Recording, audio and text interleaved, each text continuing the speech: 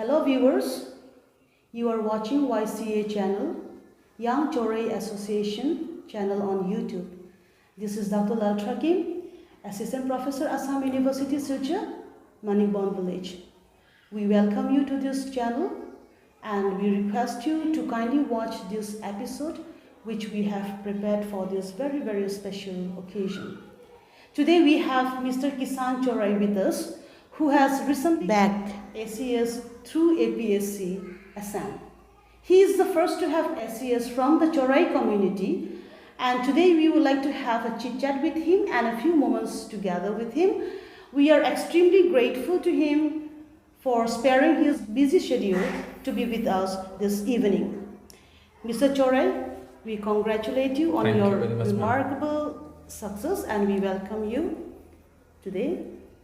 There are a couple of questions we would like to ask you pertaining to your preparation and your subsequent success, especially for the youngsters who are having the same kind of aspirations in their life as you had. So there are a couple of questions I would like to ask you. First, would you like to tell us something about your educational background? Thank you, ma'am. I have continued my education, that is from, I have started in fact, that is from St. Joseph School, Badarpur. Okay. So I have started my schooling, that is from KG. After that I have continued till I was in class 6. And then I have joined Jawahar Navodaya Vidyalaya when I was in 6 again. And then from there I have continued till class 12. And then I have completed my schooling in 2007. Thereafter, I have joined Assam University, Silchar. So I was studying in BSW and MSW, which was a 5 years integrated course, and then got completed in 2014. Okay, thank you so much. Would you like to tell us the preparation that you had for the APSC exam? This question I personally feel is very pertinent, very important for the youngsters who are having, the same kind of dreams in their life. How did you prepare yourself for the APSC exam? Like, you might like to focus on how many hours you used to study in a day, and what were the other kinds of preparation that you had? What kind of help did you take from, different materials or different sources? Ma'am, I would like to say regarding hour base. For me, there was no hard and fast rule. Okay, I have to study 8 hours, I have to study 10 hours, I have to study 12 hours in even.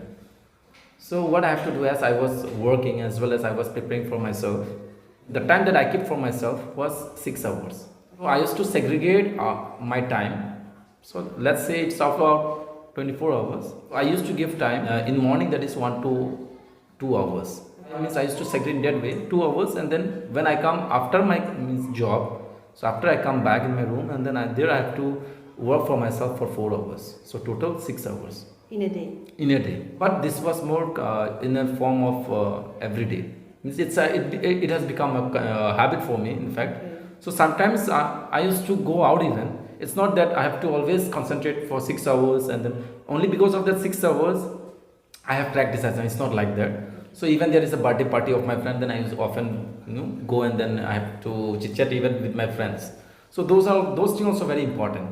So only by focusing towards books is also, it's not the way only. That's what I feel. Okay. Because besides I want to focus on certain things, these days there are many YouTube channels. Right. There are many recommend like Study IQ, An Academy.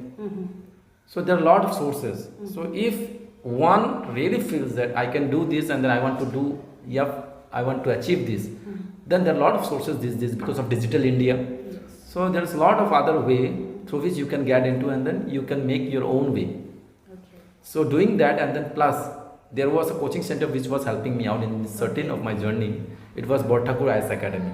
And for that I would like to heartily thanks Bodh Thakur IAS Academy. It was in Guwahati, so still it is functioning well. Okay. So For how many years did you stay in Guwahati? 5 years. 5 years.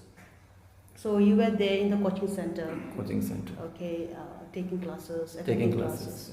Okay, besides attending classes, what were the kinds of preparation that you had, the materials that you read? Like you have also mentioned YouTube. What exactly does YouTube have towards your preparation for this IPSC exam?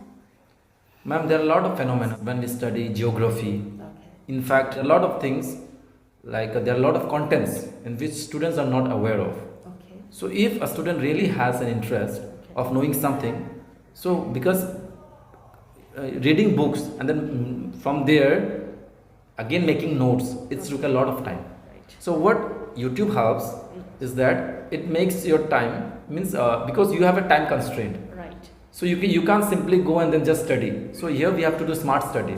So smart work is very much important. So you must try to utilize your time with the time that you have for yourself.